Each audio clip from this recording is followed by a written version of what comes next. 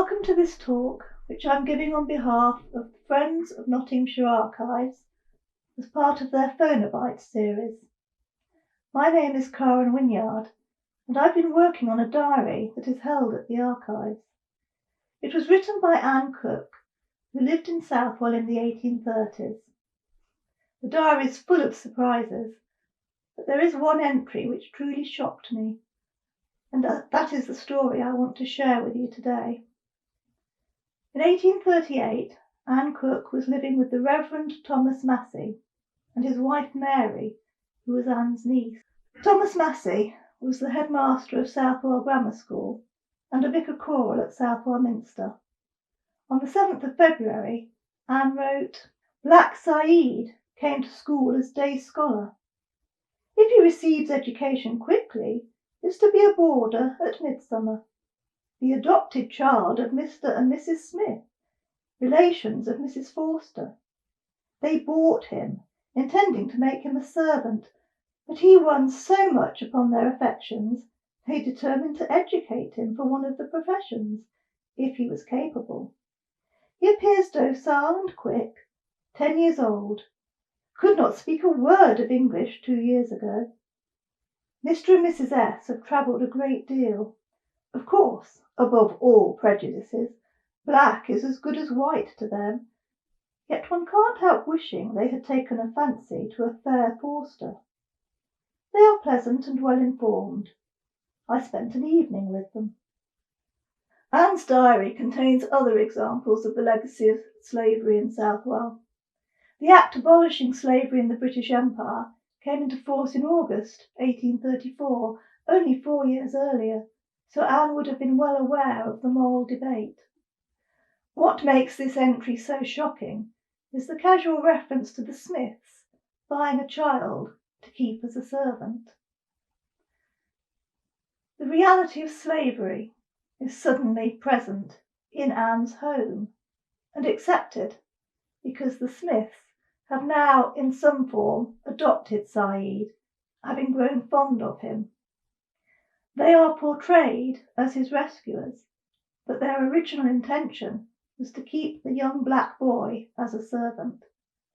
The mid to late 18th century fashion for paintings of wealthy families, with a marginal figure of a young black servant as status symbol, instantly comes to mind. Saeed might have been technically a free man. He might have been treated kindly, but his status in the Smiths' household would not have been very far removed from that of a slave. Saeed did not fare well at Southwell. Anne's diary entry for Christmas Day 1838 records, "The boys left last Tuesday. Mr. M. went with Saeed to Newark. The coach not arriving till 1 o'clock, he was obliged to stay the night. Mr. M. does not intend to have him again. There is such a strong prejudice against him at Southwell, caused originally by Mrs. Forster, who had no doubt reason in her remarks, but was too hard upon him, considering how short a time he had been civilized. It is certainly for the interest of the school to dismiss him."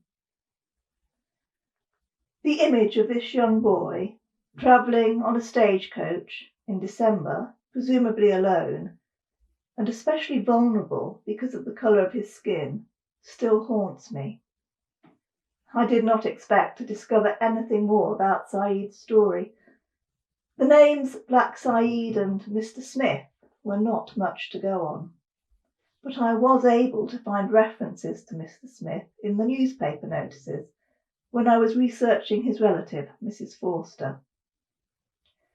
Edwin Smith was a solicitor, magistrate and banker from Leeds, married to Emma Ridsdale. The couple have no children, and together they travelled extensively in the East on a 2-year tour from 1834 to 1836, taking in Egypt and Syria as part of their itinerary. It was in Egypt they found Saeed. 2 years later they baptised him on the 1st of January 1838 at Wakefield. The entry in the baptismal register records his full name, Saeed William Ennui. He was 10 years of age, a native of Khartoum in Sumar, parents unknown. His freedom was enrolled in the consulate at Damietta, brought by Mr. and Mrs. Edwin Smith, presently of Leeds. I suspect the middle name William was given to Said by Mr. Smith, because it was his middle name as well. The 1841 census shows Said living with Mr. and Mrs. Smith, and 2 years later, the Yorkshire Gazette prints this story. On Sunday evening last, about 7 o'clock, an attempt was made to enter the house of Edwin Smith, Esquire, of Acombe, whilst the family were at church. The only inmates at the time were a young gentleman of colour, about 15 years of age, who was indisposed, and the housemaid. They were first alarmed by a noise at the passage garden door, and on proceeding to the spot they found that some men were attempting to effect an entrance. The young gentleman armed himself with a sword and courageously kept the thieves at bay for about 10 minutes to a quarter of an hour, being well seconded by the servant girl. One of the thieves broke a pane of glass at the door and introduced his arm, but didn't succeed in removing the fastening. The young gentleman, feeling that the men might overpower them, desired the girl to open the front door to enable them, if the men should force an entrance, to get out and alarm the village. On this the thieves decamped, uttering curses and threats. 2 men have been seen in the village that morning answering the description of the parties. Police have been active, but the offenders have not yet been discovered. It seems Said had returned home safely from Southwell, and any disappointment the Smiths may have felt at his dismissal from the school had not affected his standing in their home. And yet the signs are that something goes wrong within the family. Said is not living with Edwin and Emma Smith on the 1851 census, and I cannot find any other official records of Said William Ennui after 1841, which is surprising given his unusual surname. Edwin Smith died in September 1851. He was 68 years of age and a wealthy man, leaving an estate worth around £12,000. His will survives and is held at the National Archives. It includes a bequest to Said William Ennui of £100. Apart from this single bequest, Edwin leaves his entire estate to his wife. Emma is appointed the sole executor of his will, and also the sole guardian of Said William Ennui. Hardly the legacy one would expect for his adopted child. And Emma is in complete control of payment of the sum, in such time and in such manner and in such proportions as she thinks right. An article in the York Herald, 17th of March 1855, provides some insight into their relationship. During the last fortnight, several Lincoln tradesmen, innkeepers and others have been shamefully victimised by a black gentleman who is an accomplished and very ingenious swindler.